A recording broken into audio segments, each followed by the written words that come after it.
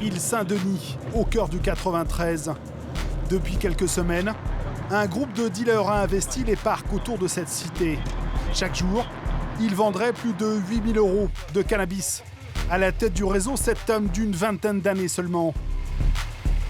Cet après-midi, le jeune homme est la cible prioritaire de la compagnie de sécurisation et d'intervention du département, la CSI. La cité qu'on va taper, c'est celle qui est à droite. C'est le commandant Patrick Lunel qui dirige cette unité. 150 hommes sont sous ses ordres. Il a mobilisé une grande partie de ses motards pour mener un vaste coup de filet. Son plan est simple. Encercler les tours de la cité pour prendre les trafiquants au piège. Mais avant de lancer l'assaut, lui et ses hommes doivent arrêter des clients pour constituer le flagrant délit. Alors là, on a des collègues civils qui sont en surveillance depuis ce matin 7 h, qui planquent dans un endroit en hauteur discret.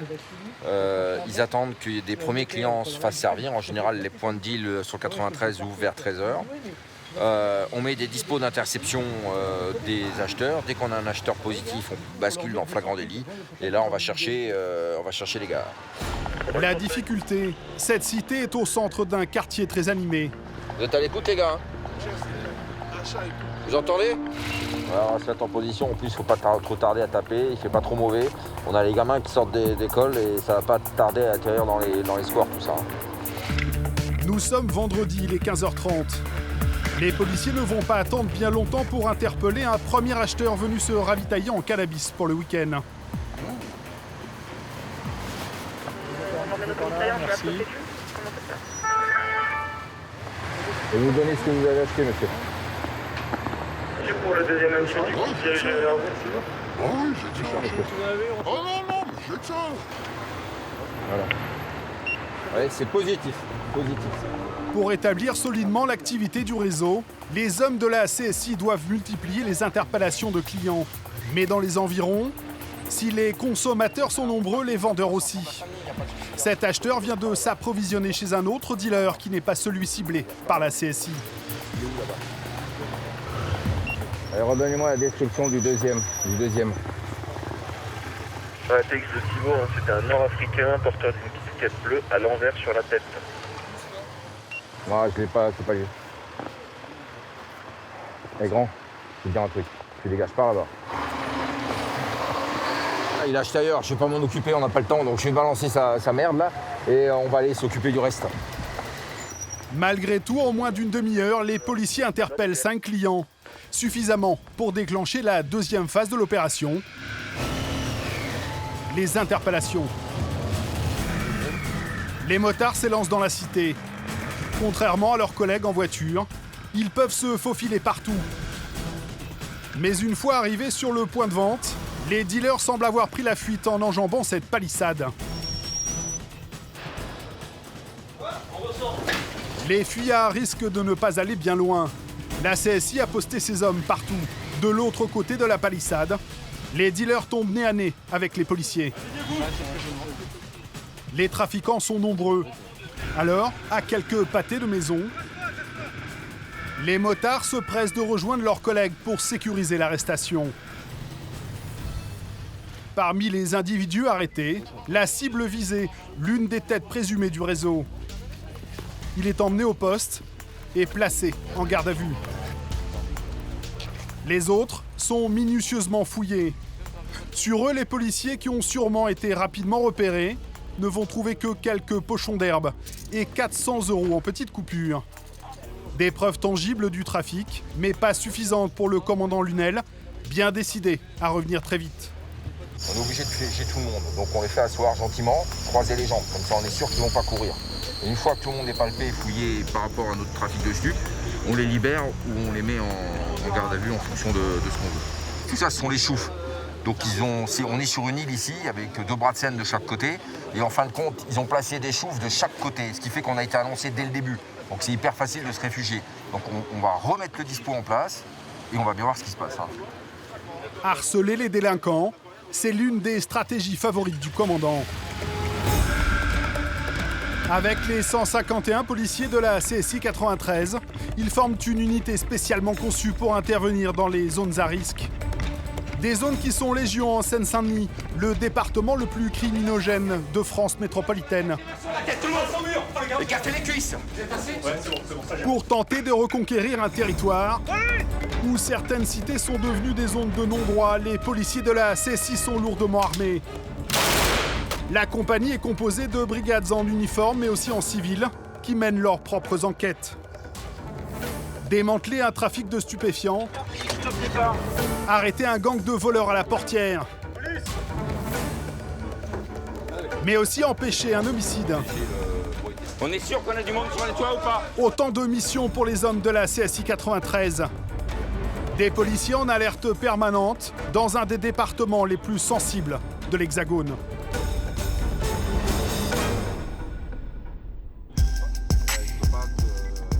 Le trafic de drogue est un des principaux problèmes de la Seine-Saint-Denis. Petits revendeurs, gros trafiquants, les réseaux nombreux sont souvent implantés dans des quartiers populaires. Comme ici dans cet ensemble de tours à seulement une centaine de mètres des portes de Paris. Le commandant Lunel et ses hommes y patrouillent régulièrement pour montrer leur présence et perturber les habitudes des dealers et des guetteurs. Les choufs dans le jargon policier. Il y a des choufs partout. Là, c'est plein de choufs, ça. Le mec qui s'assoit là. Le commandant ne laisse passer aucun détail. Cette chaise ne servira plus aux guetteurs. On reste en dessous là, parce qu'ici, tout ce qui tombe du ciel n'est pas forcément béni. Pour le commandant Lunel, l'objectif n'est pas uniquement de traquer les délinquants, mais aussi de protéger les habitants. Les habitants sont rassurés de nous voir quand même. Ouais, c'est surtout, ils sont rassurés de nous voir, mais c'est surtout des gens qui ne peuvent pas aller habiter ailleurs. C'est des gens qui ne peuvent pas habiter ailleurs. Donc nous, notre devoir, c'est de leur rendre un peu la paix publique. C'est des gens qui n'ont pas le choix. Dans cet ensemble de cités, un réseau prend une ampleur considérable depuis quelques semaines. Aux abords de cette tour, des dealers ont mis en place un véritable supermarché de la drogue. Toutes ces personnes sont des clients. Ils attendent leur tour pour acheter une dose de cannabis. Mais dérangés par la police, ils quittent les lieux à la hâte. Ouais. Et tout à l'heure, je vous l'avais dit, vous ne croyez pas, vous laissez transport comment? Mais non, la dernière fois, on était dans le parc, c'est ça pareil. Là, c'était que des acheteurs. Tout ce qu'on a croisé là, c'était que des acheteurs. Bénéfice pour les trafiquants, près de 14 000 € par jour. Vous avez vu, on avait peut-être 120, 130 acheteurs qui étaient en attente là. On a été à l'Alpha avec l'autorisation de TX, on va décrocher nos personnels. On fait le point, section par section et compagnie par compagnie. Le commandant Lunel veut démanteler au plus vite tous les points de deal de cette cité en passe de devenir l'une des plus actives de Seine-Saint-Denis. Vous avez vu comment est fait la configuration de cette cité. Comme beaucoup de cités sur le département, c'est des petits châteaux forts. D'une manière ou d'une autre, il faut qu'on tourne le point de deal. Ou en mettant des gens en planque, ou en faisant des surveillances extérieures, en posant des caméras, en utilisant plein de moyens techniques, ou plein de moyens humains. Mais mon boulot, c'est de faire tomber le point de deal. Voilà.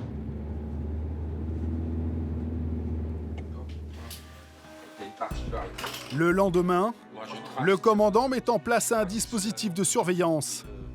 Il poste un de ses hommes à l'entrée de la cité, caché dans une camionnette banalisée. Son objectif ? Constater les va-et-vient des acheteurs sans se faire repérer. Cela fait déjà 6 heures que le policier est en planque. Ça va être long, il faut regarder les gens qui passent et voir si on peut voir un geste ou un élément qui pourrait nous aider sur la vente de stupéfiants. Il faut patienter. À 500 mètres, le commandant et 5 collègues attendent pour interpeller les clients. Il est 18h. Le policier aperçoit un premier acheteur. Il envoie sa description aux équipes alentours. Peut-être qu'il aurait acheté du stupéfiant dans cette résidence. Maintenant, les collègues sont en filature derrière lui, ils vont le contrôler pour voir s'il y a bien quelque chose. Ce jeune étudiant vient d'acheter 5 grammes d'herbe pour 50 €. Bah, je joue le jeu parce que je me suis fait avoir et je peux rien dire de plus, je peux rien faire.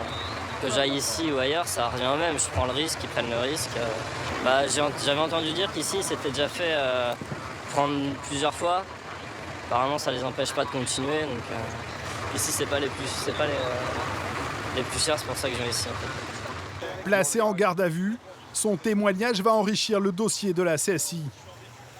Au même moment, dans la rue du Sous-Marin, un invité surprise fait son apparition. Au volant de ce véhicule, les policiers croient reconnaître l'un des principaux fournisseurs du réseau. Ils ont des têtes patibulaires. Ouais, à tous, 2 NA. Ils rentrent. Il y en a un qui a été lâché dans la résidence, où l'on surveille, et un autre qui vient de repartir donc avec le véhicule. L'homme est peut-être là pour réapprovisionner le point de deal en cannabis.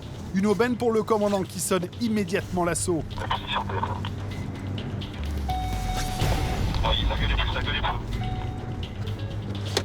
Le commandant et 3 de ses hommes se précipitent dans le hall de la tour où est installé le trafic.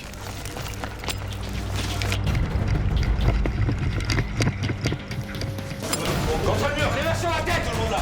Les mains sur la tête, tout le monde. Passe au mur, pas sur la tête. C'est bon les gars. Écartez les cuisses. Ouais, c'est bon, très bien. C'est figé. Sur place, un groupe d'individus surpris par ce débarquement. Parmi eux, des clients et peut-être de petits revendeurs. La fouille continue dans les étages. Au 5e, les policiers découvrent un sac plein de pochons de drogue. Et surtout de l'argent liquide. Il appartient à cet homme qui pourrait être le banquier du réseau. Vous êtes connu des services de police? Avec drogue, ça, jamais. Jamais? Bon, bah maintenant c'est fait. C'est vous qui allez la voir. Asseyez. Non, on est tous là-bas. Oui, asseyez-vous. On est tous là-bas, c'est pas moi. Allez. Croisez les jambes, asseyez-vous. La prise peut sembler mince. 1 600 € en cash et 2 individus en possession de stupéfiants. Pourtant, dans la cage d'escalier, une installation de fortune confirme l'existence d'un point de deal important. Ils accrochent ça sur l'issue de secours pour faire une barricade. C'est comme ça, et la planche elle est accrochée, elle est clouée là, et ils ouvrent là. Voilà, et ils vendent ou par là, comme ça c'est impossible à voir, donc le mec est cagoulé, on voit pas, il donne le truc, le billet, le client donne le billet à travers la porte, l'autre il donne la matière stup, c'est impossible de rentrer. Donc si jamais il y a un incendie de bâtiment, malheureusement, les gens de cet étage sont pris au piège. Il y a déjà eu comme ça plusieurs blessés graves et brûlés graves et morts parce que les gens ne pouvaient pas prendre des secours. Et les policiers ne sont pas au bout de leur surprise. Alors qu'ils emmènent les suspects, ils vont croiser un jeune dans l'escalier. Bonjour. Bonjour. Vous habitez dans quoi, monsieur?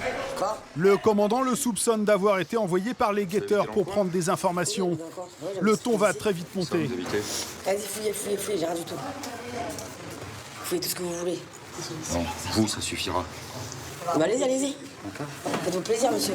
Non, je me fais pas plaisir, je fais que travailler. Pourquoi vous m'appelez comme ça, alors, dans ce cas-là? De comment? Pourquoi vous m'appelez comme ça, dans ce cas-là, alors? Je vous attrape pas, je vous contrôle. Pourquoi vous m'appelez dans ce cas-là? Parce que je suis en train de travailler, monsieur. Ouais. Il y a une notion là qu'il faut avoir, d'accord? Ouais. Ok. Je suis commandant de police, je suis en train de travailler. D'accord. Ok. Donc pour l'instant, je vous contrôle. Faites-le plus vite, s'il vous plaît. Non, je le fais comme je le fais. S'il vous plaît, toujours proprement. S'il vous plaît, monsieur. Monsieur, je vous ai vouvoyé depuis le début à la fin. On est bien d'accord? Faites votre contrôle, s'il vous plaît. Voilà, merci. Visiblement, les guetteurs sont peu impressionnés par le déploiement de force. En bas, ils attendent impatiemment le départ de la police pour reprendre les ventes. Mais les hommes de la CSI ne sont pas prêts de partir. Ils comptent bien trouver l'appartement chez qui les dealers stockent leur drogue. La nourrice, dans le jargon policier. Justement, au 7e étage, un sac rempli de pochons de drogue et de cash. Sur le palier, 2 appartements. L'un d'eux pourrait être celui de la nourrice. La police. Derrière la première porte, ce jeune homme déjà connu pour trafic de stupéfiants. Problème, il n'habite pas ici et va donc être emmené au commissariat pour être interrogé. Mais les policiers ne trouvent aucune trace de drogue dans l'appartement. Ils tentent donc leur chance dans celui d'à côté. C'est la police, il y a quelqu'un? Première surprise, la porte est ouverte, mais l'appartement semble vide. On va faire la porte. Attendez, on sécurise tout. Dans le salon, une porte vitrée est entrouverte. Allez, Major, vous montez avec? Allez, allez, go! Elle donne sur un dédale de terrasse, idéal pour prendre la fuite. Allez, fouillez-moi bien tout là. Les policiers vont tout fouiller jusqu'aux appartements voisins. Vas-y, rentre, lui. Mais la nourrice supposée du réseau s'est apparemment volatilisée. Dans l'appartement vide dans lequel les policiers sont entrés, le commandant Lunel lance la fouille à l'aide d'un chien dressé pour détecter la présence de stupéfiants. Très vite, l'animal marque un arrêt devant un cagibi. Qu'est-ce qu'il y a là? Montre-moi. Ah, il y a quoi là? Montre-moi. Montre-moi. Y a quoi? Parce que là, ça devient fou. Ça devient fou. Ok, on pose par terre. Ça, il y en a partout. Les policiers y découvrent plusieurs sachets de cannabis à peine dissimulés et des liasses d'argent liquide. Et combien? 1440 €. Et ça, c'est que le C'est ce qu'il y a sur le vendeur. 1440 €, c'est ce qui a été fait à partir de l'ouverture du point jusqu'à maintenant, c'est-à-dire en à peu près 20-40 minutes. Comme l'impose la procédure, la perquisition se fait en présence de 2 témoins, dont cet homme qui habite le quartier. Dans la chambre, L'OPJ, vous pouvez venir voir? une dernière découverte va définitivement confirmer que le propriétaire des lieux est bien la nourrice. C'est les gens qui, pour protéger pour éviter de se faire piquer la canne par des concurrents. Voilà. Donc, Ouais, là, ça commence à devenir grave. c'est sérieux. Alors, par contre, L'arme là, il y aura sert pas aux de- dealers à protéger cet appartement qui est leur point de stockage. Pour cet homme qui vit dans la résidence depuis de nombreuses années, la mainmise des dealers sur la cité est devenue insupportable. La vie des habitants s'est transformée en calvaire. La vente se fait au 5e et ça commence au 2e. 40 personnes dans l'escalier. Ça devient vivable. Vous rentrez le soir, bah, vous êtes guetté par ces jeunes. Là. Vous partez le matin, c'est pareil. Il n'y a plus de vie privée, il n'y a plus rien. Quoi. Il n'y a plus rien. Si j'avais l'occasion de déménager, je ne vous cache pas que je le ferais. Hein. Grâce à un passeport retrouvé dans l'appartement, la CSI suppose que la nourrice du réseau est une femme de 36 ans. Le commandant diffuse son signalement à toutes ses équipes. Et coup de chance au pied même de la tour, l'une d'elles va tomber nez à nez avec la jeune femme et sa mère. Vous habitez où? Quelle porte? Vous êtes passé en garde à vue? Pourquoi? La jeune femme est conduite au commissariat. Pour le commandant Lunel, c'est pour ce type d'opération que la CSI a été créée. La compagnie de sécurisation et d'intervention, c'est son job, c'est ce genre d'opération coup de poing. Le bilan, donc, 4 interpellations, un toxicomane acheteur, un guetteur et 2 vendeurs. Et en dernier ressort, on a interpellé ce qu'on appelle la nourrice, c'est-à-dire la propriétaire des lieux, où était planquée la marchandise. Si elle aide les dealers en planquant la marchandise et qu'elle est rémunérée en échange, elle est complice du trafic de stupes. Et si par contre elle est sous la pression des dealers, à ce moment-là, c'est une circonstance aggravante pour les dealers. Au commissariat local, tous les interpellés vont être interrogés par des officiers de police judiciaire. L'enquête montrera que la nourrice était forcée par les dealers à cacher leur drogue. Mais dans quelques jours, l'affaire va être bouleversée par un grave incident. La Seine-Saint-Denis est régulièrement le théâtre de règlements de comptes violents. Environ 80 chaque année, dont 30 mortels en 2013, soit 30% de plus qu'à Marseille et ses environs. Pour sécuriser l'un des départements les plus dangereux de France, la CSI est ainsi dotée d'un groupe de soutien opérationnel dédié. Le GSO, 14 hommes triés sur le volet qui s'entraînent au tir toutes les semaines. Ils réalisent près de 200 opérations sensibles chaque année. Dans 2 jours, ils doivent effectuer une interpellation particulièrement risquée.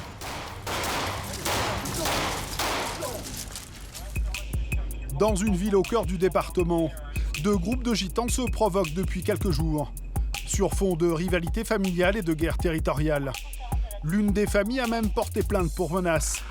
Des écoutes téléphoniques ont confirmé qu'un homme projette de régler le différend à coups d'armes à feu. On neutralise tout le monde à l'intérieur. Et après, on rassemble toutes les personnes, on disonne l'objectif. Alors, ce matin, David, le chef du GSO, a mobilisé tous ses hommes. Ils ont décidé d'intervenir avant qu'un drame n'ait lieu. Je vais revenir sur les antécédents de notre objectif de ce matin.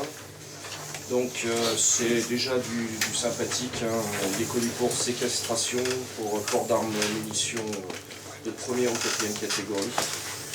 Donc un beau gars, il faudrait réfléchir. Les policiers espèrent trouver dans son pavillon des armes qui attesteraient de ses intentions criminelles. Mais encore faut-il y pénétrer en préservant l'effet de surprise. Ils ont des systèmes de caméras qui surveillent l'extérieur. Donc des systèmes de caméras qui surveillent pour l'approche et c'est retransmis dans le salon. Voilà. C'est le seul truc auquel il faut faire gaffe. L'homme interpellé est très dangereux. Il a déjà été condamné pour enlèvement, séquestration et possession d'armes à feu. Les hommes du GSO s'équipent en conséquence. Pistolets semi-automatiques, taser, casques blindés. Ils seront en première ligne pour sécuriser les lieux. Mais surtout éviter que l'individu potentiellement armé ne s'échappe.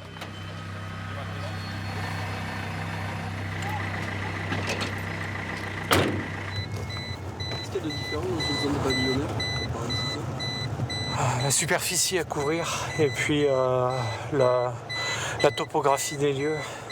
Il y a plusieurs étages en même temps à traiter et beaucoup plus de possibilités de fuite pour un individu.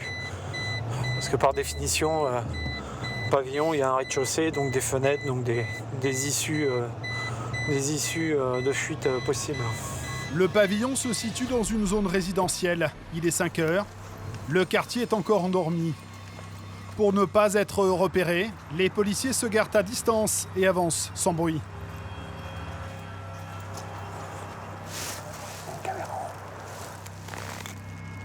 Tous les hommes de la CSI sont en place. L'assaut est lancé.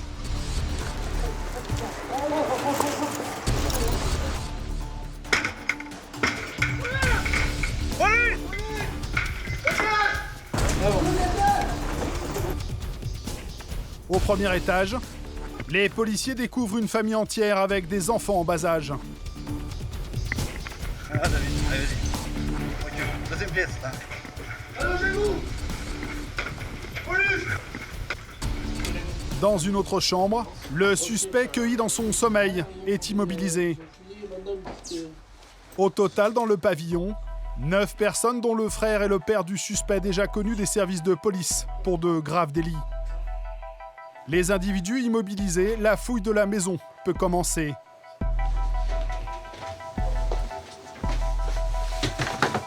Dans un placard presque en évidence, mais surtout à seulement 2 mètres du lit du suspect, les policiers trouvent ce qu'ils cherchaient. Un fusil à pompe. Voilà. Fusil de chasse. Modèle russe. Ça fait des dégâts, ça? Ah bah, selon le type de munition, oui. L'arme qu'on a trouvée, c'est pas à vous? L'arme, le fusil à pompe. Ouais, le fusil à pompe. C'est mon père, ça, le fusil à C'est pompe. votre père? Ok. Donc c'est parfait. Il a une licence, quelque chose pour ce permis? Bien sûr. Ouais. La perquisition se poursuit dans les différents étages. Les policiers veulent accumuler le maximum de preuves. Mais pas évident de fouiller tous les recoins d'une maison de 240 mètres carrés. Regarde s'il n'y a pas des choses, d'autres armes cachées qui pourraient intéresser la procédure ou autre. Mais la maison est grande et il y a beaucoup d'endroits à fouiller. C'est dans la cuisine, au milieu des casseroles, que les policiers trouvent de nouveaux éléments à charge. C'est qui ça? C'est pour le fusil. C'est à qui? C'est à nous. À vous? Oui. D'accord. Pour le fusil, là. Oui. Vous n'avez pas les clés? Des cartouches de gros calibre en quantité suffisante pour tenir un siège. Il s'en est fallu de peu pour que l'intervention prenne une tournure plus dramatique. Les individus avaient installé un système de caméra à l'extérieur qui filmait uniquement la rue et pas du tout l'entrée du pavillon. C'est un dispositif totalement illégal puisqu'ils filment la voie publique sans autorisation et ils enregistrent les images. Ça a pour seul but de détecter toute présence policière à l'extérieur du pavillon. Le suspect est emmené au commissariat local pour être entendu. Au cours de leur inventaire, les policiers vont faire de nouvelles découvertes. En plus du fusil et de la centaine de cartouches, ils mettent la main sur une boîte pleine de balles, interdite à la vente. Des balles modifiées pour être explosives, conçu pour un revolver 44 Magnum, une arme de très gros calibre. Ça fait des dégâts? Ah oui. Oui, c'est gros calibre. L'individu va devoir justifier cet arsenal impressionnant. Mais pour l'instant, menotté et placé en garde à vue, il n'a pas l'air de se soucier de son sort et pense déjà à sa sortie. Je vais sortir d'ici. Oh, mais laisse-moi terminer. De toute façon, je vais sortir d'ici, il va voir. Il va rien lui arriver, monsieur. Je sais très bien pour qui vous m'avez arrêté. Je sais très bien pourquoi je suis ici. Quelques jours plus tard, son rival a finalement retiré sa plainte. Le suspect a donc été libéré. Le temps des règlements de compte semble révolu. La guerre entre les deux familles n'a cette fois-ci pas fait de victimes. Pour l'équipe du GSO, la mission est remplie. En attendant d'être de nouveau réquisitionné, David et ses hommes s'accordent quelques minutes de détente. C'est important ces moments-là. Ah ouais, là c'est le moment le plus important de la journée, on n'a pas encore mangé. Hein. Levé depuis quelle heure? Ah là, depuis 3h du matin pour ceux qui habitent le plus loin. Et donc ça va faire du bien le déjeuner. On est bien reçus. En Seine-Saint-Denis, ces projets d'assassinat restent rares. Mais un des fléaux du département, ce sont les vols violents commis par des bandes à scooters très organisées. Sur ces images filmées par l'hélicoptère de la police, on voit un groupe de 3 scooters qui rôdent à la recherche de leur prochaine victime. Sac à main, bijoux, téléphone ou tablette. Autant d'objets que les particuliers laissent parfois dangereusement à portée de main dans leur voiture et qui attirent ces délinquants spécialistes du vol à la portière. Une fois la cible identifiée, les voleurs frappent à la vitesse de l'éclair.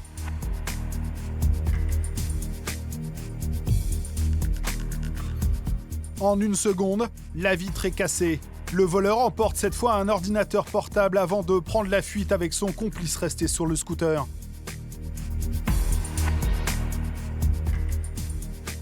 Ah, c'est une des spécialités sur le département de nos jeunes délinquants. Le vol portière est particulièrement facile pour eux puisqu'on a énormément de barres de circulation et qu'ils sont hyper mobiles parce qu'ils sont sur des 2 roues et donc ils peuvent se faufiler dans le flot de circulation sans aucune difficulté. En Seine-Saint-Denis, plusieurs dizaines de vols à la portière ont lieu chaque jour. Ces groupes de délinquants en scooter sont devenus la bête noire des motards de la CSI. Les prendre en flagrant délit est particulièrement délicat. Pour nous, c'est vraiment l'interpellation en flagrant délit la plus difficile parce qu'on ne peut pas engager de poursuite effrénée derrière ces délinquants. On est obligé de prendre un maximum de précautions pour ne pas mettre en danger nos pilotes, déjà, nos policiers, parce que ce n'est pas le but du jeu, de ne pas mettre en danger les auteurs et on ne va pas non plus mettre en danger la vie des automobilistes qui seraient en circulation sur le périmètre de travail de ces délinquants.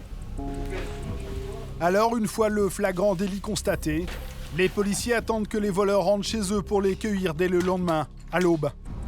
Comme ce matin, où les membres du GSO sont réquisitionnés pour l'interpellation d'un autre gang de voleurs à la portière. Le briefing a lieu au commissariat d'Aulnay-sous-Bois. On a 2 objectifs à servir. Vincent, commissaire, dirige l'opération. La CSI, 2 véhicules. Il y a toutes les voitures qui vont sortir. On part en opération. Il y a toutes les bagnoles qui sortent. C'est Christophe, commandant, qui mènera les hommes du GSO, une fois de plus, en première ligne. Nous, on s'arrête dès que vous stoppez le mouvement. On descend, parce qu'on a le bélier, un gars m'accompagne et on monte. Voilà, on va aller chercher les individus dans le cadre de vol avec violence, sur une cité sensible du département. Donc le risque est sur l'environnement, la réaction des individus et éventuellement le mouvement qui pourrait être déclenché à l'occasion d'opérations de police suite aux interpellations. Au total, 5 individus sont visés. Le principal objectif, un adolescent tout juste majeur, déjà connu pour trafic de stupéfiants, qui aurait commis de nombreux vols avec violence. Il réside dans une cité où les forces de l'ordre sont presque systématiquement prises à partie. Il y a quelques semaines, plusieurs policiers restés piégés après une interpellation y ont été brutalement agressés.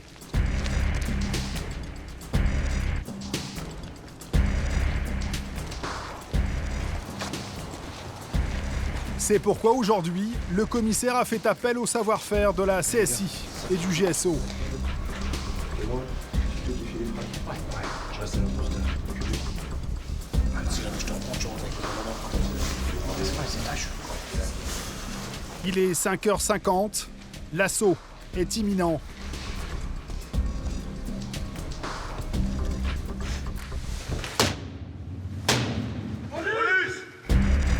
Dans le salon, le père du suspect est neutralisé. C'est la police. Ouvre la porte. Police.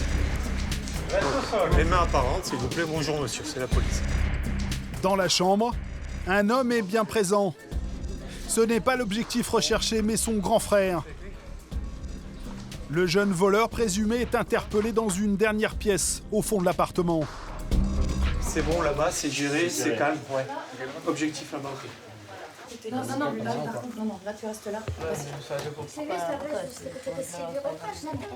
La perquisition commence dans la chambre de l'adolescent. Alors là, on va chercher les fringues qui auraient pu servir lors des vols violences.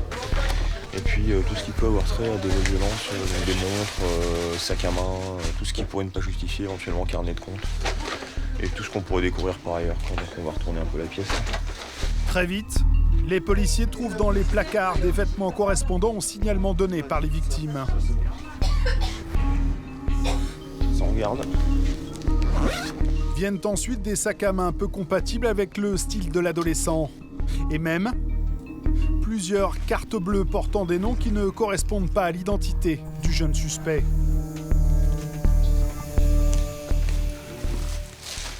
Vous m'expliquer qui c'est les cartes de crédit que je trouve là? C'est à moi aussi. Déjà, c'est vous? Tout ça, c'est à moi. Je travaille dans un centre commercial à Paris-Nord. On a fermé il n'y a pas longtemps, je vous promets que c'est à moi, il y en a. Delphi. Ouais, mais tout ça, c'est des cartes bleues. Les restaurants. Je ne fonctionne pas depuis très longtemps. Que font des cartes bleues d'autres personnes chez vous? Monsieur, on a fermé un magasin, vous pouvez... Il y a plein d'affaires. Ça fait super longtemps. Je vais ramener ça. On va vérifier que c'est pas volé. Il n'y a pas de souci. La sœur du jeune homme tente de défendre le voleur présumé. Ses explications ne sont pas convaincantes. Les policiers reprennent la perquisition dans chaque pièce de l'appartement. Mais la fouille va être perturbée. Rentrez dans leur jeu. Reste assis, s'il vous plaît, monsieur. Reste assis, s'il vous plaît, monsieur. Dans le salon, le grand frère du suspect est de plus en plus nerveux. Et là, tu vois, dans pas longtemps, le temps va commencer à monter. La présence policière semble le mettre mal à l'aise, et pour cause. Il vient de passer plusieurs mois en prison pour trafic de cannabis. Il a été libéré juste hier. Je sais. Vous n'allez pas me faire mal à la tête, je vous le dis. Bon, laissez-moi tranquille. J'ai aucun problème. Rien, je vous dis. Je sors samedi matin, là, le premier. D'accord, ne faites pas mal à la tête. Bah, calmez-vous, il n'y a pas de souci de ça. Je suis pas un petit, j'ai pas 18 ans. Mais je vous parle pas comme un petit, moi. Je vous le dis. Mais je vous parle pas En fait, ce comme que un vous petit. allez faire, et rentrer chez vous, s'il vous plaît. Bah oui, c'est ce qu'on fait. Les éclats de voix du grand frère pourraient réveiller les voisins. Si la nouvelle d'une opération policière s'ébruite dans la cité, la situation pourrait très vite dégénérer. Les policiers doivent quitter les lieux au plus vite. Détends-toi. Sous bonne escorte, le voleur présumé traverse la cité. Il est 6h45. Les jeunes du quartier dorment encore, mais les premiers habitants s'éveillent. Les policiers regagnent au plus vite leur véhicule. On va le mettre chez nous, on va gagner du temps, on le met dans le camion. Les hommes de la CSI restent sur le qui-vive jusqu'au dernier instant. Cette fois, c'est sans encombre que les policiers peuvent regagner le commissariat d'Aulnay-sous-Bois. Voilà, c'est pour ça. Patron, on peut le mettre sur le banc ou pas? Non, je vais pas le En plus du suspect principal, les 4 autres membres présumés de ce gang de voleurs ont été arrêtés ce matin. Pour vol commis en bande organisée, ils risquent jusqu'à 15 ans de réclusion criminelle. Le bilan de l'opération est assez positif parce qu'on a récupéré toutes les cibles qu'on avait visées dès le départ, donc ceux qui sont auteurs des vols et celui surtout qui est receleur dans l'histoire, qui fourgue en fait la marchandise volée. Donc, chez les voleurs, on a trouvé des cartes de crédit qui correspondent absolument pas aux gens qui habitent dans l'appartement. On a trouvé des vêtements qui correspondent à ce qui était porté lors des agressions. Surtout, pour nous, l'important dans l'histoire, c'était d'aller frapper dans cette cité qui pose problème. Là, ils avaient quand même une petite spécialité sur les vols violents et les vols à la portière. Donc le fait de leur être tombé dessus comme ça, sur une série de faits, hein, c'est pas un seul fait mais bien une série, ça va permettre de reconquérir le territoire parce que c'est la politique que j'ai ici, c'est-à-dire de reconquérir le territoire, quoi. Une stratégie du harcèlement permanent qui est aussi celle de la CSI 93. Il y a une semaine, à quelques centaines de mètres seulement des portes de Paris, le commandant Lunel et ses hommes ont démantelé un important réseau de trafiquants de drogue. Tout le monde sur le mur, face au mur, main sur la tête. Dealers, Vous êtes connus des services de police? banquiers du réseau, nourrices, tous ont été arrêtés. Mais quelques jours plus tard, un rebondissement relance l'affaire.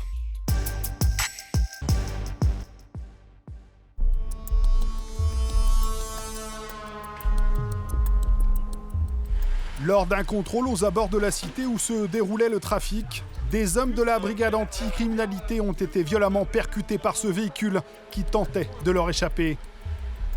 Une agression caractérisée, les policiers ont riposté armes au poing.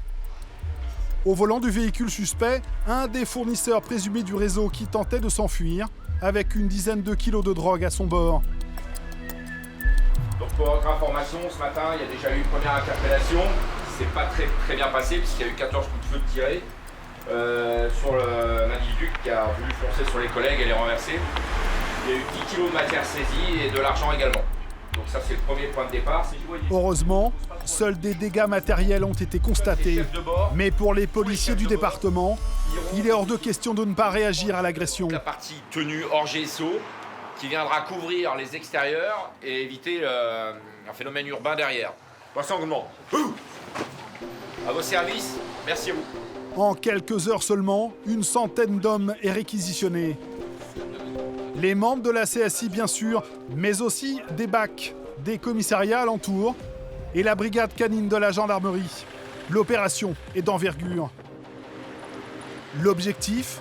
Interpeller tous les individus liés au réseau, du client occasionnel au plus important revendeur. On est une centaine de fonctionnaires là quand même, hein, donc c'est pas anodin quoi. Au cœur du dispositif, un camion de commandement pour mener les auditions directement sur place. C'est une méthode militaire, hein. C'est un poste de commandement avancé, comme les pompiers font, comme nous on fait maintenant. Ça permet de rendre plus opérationnel les décisions qu'on doit prendre dans l'urgence sur le terrain, tout en ayant un relais avec la salle de commandement du 93, bien sûr. Camions et motards s'élancent. Les policiers installent leur filet autour de la cité. 93 TC 750. Aucune issue n'est laissée libre.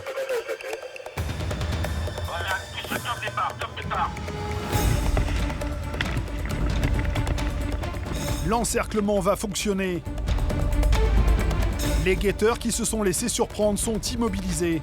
Quelques clients et quelques revendeurs sont également interpellés.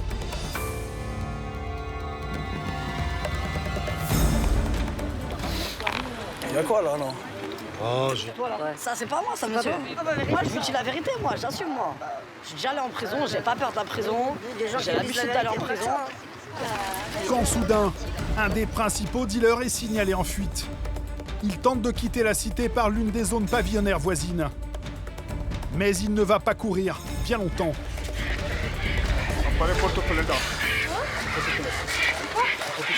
Au total, 24 personnes sont interpellées. Conduites au camion de commandement, elles vont attendre sagement d'être entendues, les unes après les autres.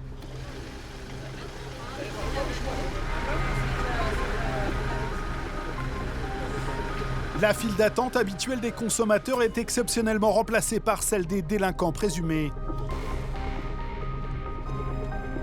Donc le bilan est particulièrement favorable pour nous, puisque déjà on n'a aucun collègue de blessé. On a quelques interpellations sur les objectifs qui nous étaient ciblés dans cette cité particulièrement sensible du département. Mais l'opération n'est pas encore tout à fait bouclée. Un tel rassemblement risque d'agiter le quartier. Les membres du GSO scrutent le moindre mouvement pour permettre aux policiers de quitter les lieux sans que la situation ne dégénère.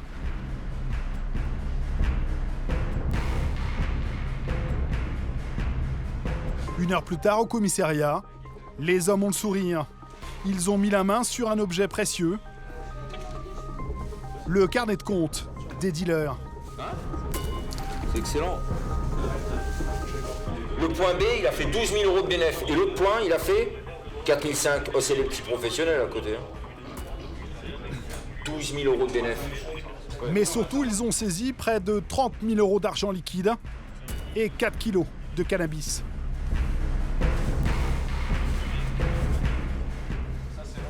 C'est une très très belle affaire, monsieur. Ah ouais, c'est une belle prise, très belle prise. On fait pas ça tous les jours, donc c'est vrai. Cette prise devrait largement perturber le trafic, du moins pour quelques jours. Mais pas de répit pour le commandant Lunel et ses hommes de la CSI. C'est une affaire plus inhabituelle qui les attend. À Aubervilliers, au nord de Paris, on ne compte plus les magasins de confection de vêtements tenus par des familles chinoises. Au total, plus de 750 grossistes asiatiques qui emploieraient près de 3000 salariés. Un quartier unique en France. Une vitrine de l'artisanat chinois derrière laquelle se cachent parfois des pratiques illégales. Et depuis quelques jours, des enquêteurs de la CSI en civil ont justement repéré dans une des boutiques de ce quartier un drôle de manège. Aujourd'hui, dans un véhicule banalisé, ils vont planquer toute la matinée pour confirmer leurs soupçons. Garé en attente, je vais rester en attente de trouver une place et après on se positionnera. Voilà. Ok, on attend. C'est à l'heure du déjeuner qu'ils aperçoivent enfin ce qu'ils espéraient. Une série de cartons est déchargée dans la boutique. Leur nombre est disproportionné par rapport à la taille officielle du magasin. On a 3 portes blindées. 3 portes blindées. Alors, où elles donnent, on n'en sait rien. L'après-midi même, les enquêteurs de la CSI vont faire leur rapport au commandant Lunel. Ils veulent intervenir le plus vite possible. On a aperçu des mouvements suspects de carton depuis un espèce de gros hangar sans raison sociale. Là, il ouvre la porte, on aperçoit quand même beaucoup de machines à coudre et de femmes au travail sur ces machines à coudre. Donc ça sent un peu de travail dissimulé. Moi, j'appelle le procureur spécialisé, je préviens le directeur, tu me remets une surveillance dessus avec les civils. C'est prévu déjà. Et on pète avec la tenue les civils et les motards. D'accord. Hein, ok, tu me mets ça en place. Ça marche, reçu. Au téléphone, le procureur de la République donne rapidement son accord pour lancer l'opération. Mais la mission s'annonce périlleuse. Juste en face de l'atelier clandestin se trouve une des cités les plus dangereuses du département. Régulièrement, les forces de police s'y font attaquer. C'est une cité qui est connue chez nous pour faire de nombreuses embuscades à nos collègues en tenue et qui ne supportent pas que des gens en uniforme, que ce soit police ou pompiers, s'approchent de chez nous, de leur site, où il y a beaucoup de ventes de deals, vols portières. Et même si vous n'y allez pas pour eux ? Même si on n'y va pas pour eux, par principe, on est sur leur territoire. Donc si on est sur leur territoire, on l'empêche de faire leur business. Alors qu'on n'y va pas pour eux, mais par principe. Donc il est hors de question que nous, on se fasse malmener pour ça. Pour minimiser les risques inhérents et d'intervention dans cette zone sensible, le commandant Lunel mobilise une trentaine d'hommes, motards, policiers en tenue et membres du GSO. Ok, allez, bonjour à tous. On va vous répartir après sur les différents points. Je vous présente l'affaire. Et visiblement, on est dans le cadre d'un travail dissimulé. On va partir taper le dépôt, qui est à la Courneuve. Donc le GSO rentrera en premier, figera la situation, sera suivi par les quelques collègues civils et nos collègues de l'URSSAF. On part dans 10 minutes ? En plus d'un environnement hostile, les policiers de la CSI 93 doivent faire face à un danger supplémentaire. Les propriétaires des ateliers clandestins sont prêts à tout pour défendre leur business, y compris à piéger leurs portes avec des explosifs. Ce sont les hommes du GSO qui vont être en première ligne de l'assaut. Regarde-nous les frappes, on va regarder par terre. On regardera par terre, c'est pas difficile. Non, mais quand on dit porte ouverte, souvent on s'efface. Ouais. On s'efface pas, on va rester devant la porte, on regardera. Et si je te dis à droite, tu pars à droite. On va le gueuler quand même. Bon, on touchera pas, il faut qu'on empiète. Et vous, toi, t'as un bouclier, donc ça nous permet d'avoir une protection balistique. Tout à fait. Commandant, il est piégé le site. On est sur un département où malheureusement tout est possible. Donc ouais, voilà, c'est pour ça qu'on fait passer notre groupe EFRAC en premier. Comme ils sont plus entraînés, ils font plus d'effractions, ils ont plus de matériel de protection. je préfère les mettre en avant que mettre les autres collègues. Mais dans ce genre d'opération, tout le monde prend le risque. Hein. Le gars qui est en surveillance, comme le motard qui va rattraper la voiture qui prend la fuite, comme le GSO qui fait la première infrac. Hein. La trentaine de policiers rejoint le quartier asiatique de la ville.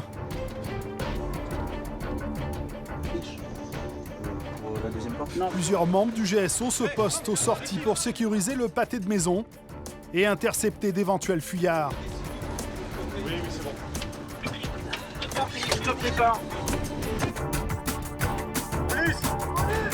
Dans une première pièce, étroite, l'atelier déclaré.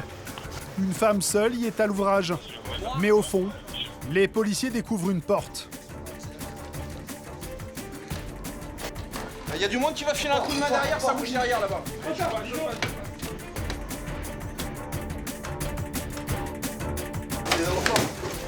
Du sol là. Cette fois, il s'agit d'un espace complètement vide. Seules des machines abandonnées.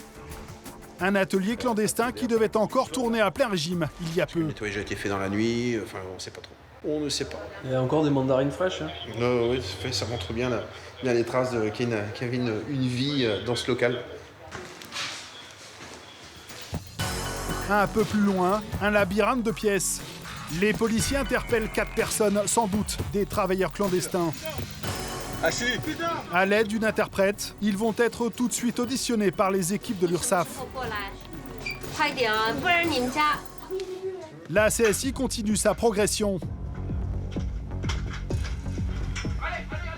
Derrière une dernière porte, ils découvrent un immense hangar. Difficile de croire qu'un tel espace était inexploité. Soudain, dans une pièce attenante, les policiers entendent des bruits suspects. Ça s'arrache par les toits, les gars. On est sûr qu'on a du monde sur les toits ou pas?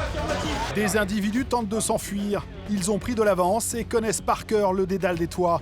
Le commandant demande immédiatement un renfort de taille, un appui aérien. On a les moyens également hélicoptères. Ce qui nous permet rapidement, dans ce cas de figure, où on a 2-3 personnes qui s'enfuient sur les toits, que nous on ne peut pas poursuivre parce que les toits sont trop fragiles, on risque de passer à travers les trappes, de pouvoir les repérer, les identifier et éventuellement les faire descendre. L'hélicoptère va survoler la zone une dizaine de minutes, en vain. Et en poursuivant la fouille des lieux, les policiers vont comprendre pourquoi l'atelier a été déserté juste avant leur arrivée. Il y a un système de caméra. La caméra de surveillance qui est... Vous allez installer une caméra de surveillance dissimulée dans un morceau de tuyau pour surveiller la rue.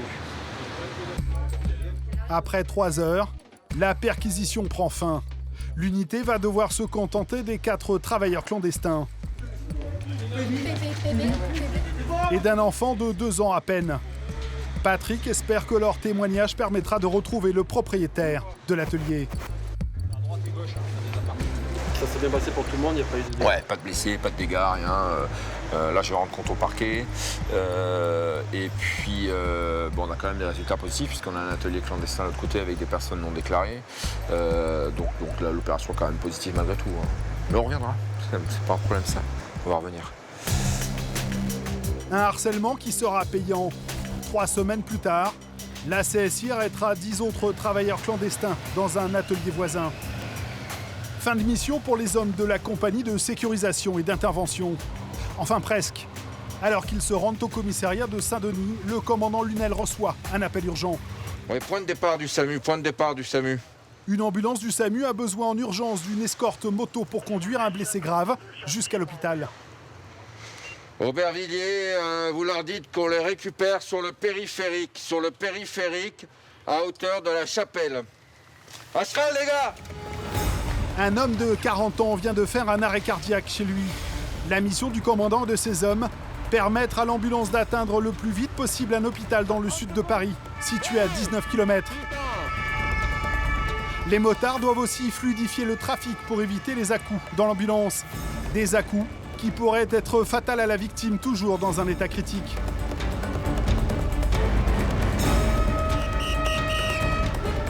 Nous sommes en fin d'après-midi. Le périphérique parisien est engorgé par les véhicules des Franciliens qui rentrent chez eux après leur journée de travail. Mais le commandant et ses hommes parviennent malgré tout à ouvrir une voie au milieu des bouchons.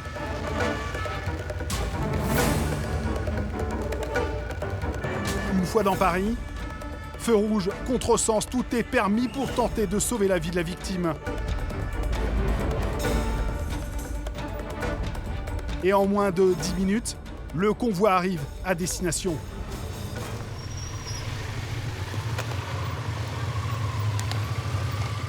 « 93 TX 851.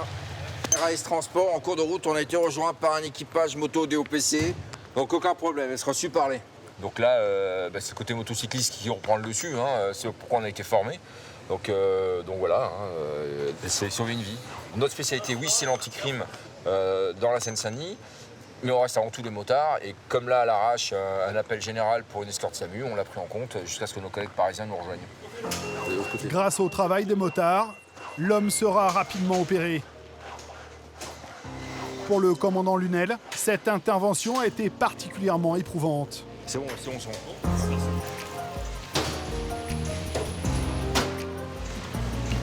Le gars, il a 40 ans, et il fait un infarctus massif d'un coup.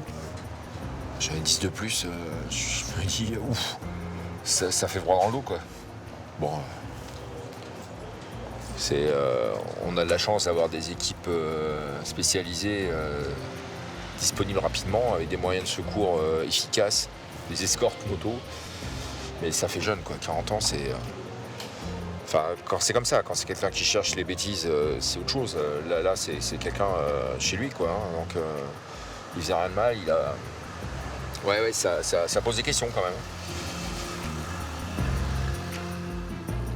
Dans quelques jours, le commandant Lunel et ses hommes de la CSI vont tous être mobilisés pour démanteler un nouveau point de deal au cœur de la Seine-Saint-Denis. 120, 124. Chaque année, la CSI 93 interpelle plus de 1500 délinquants.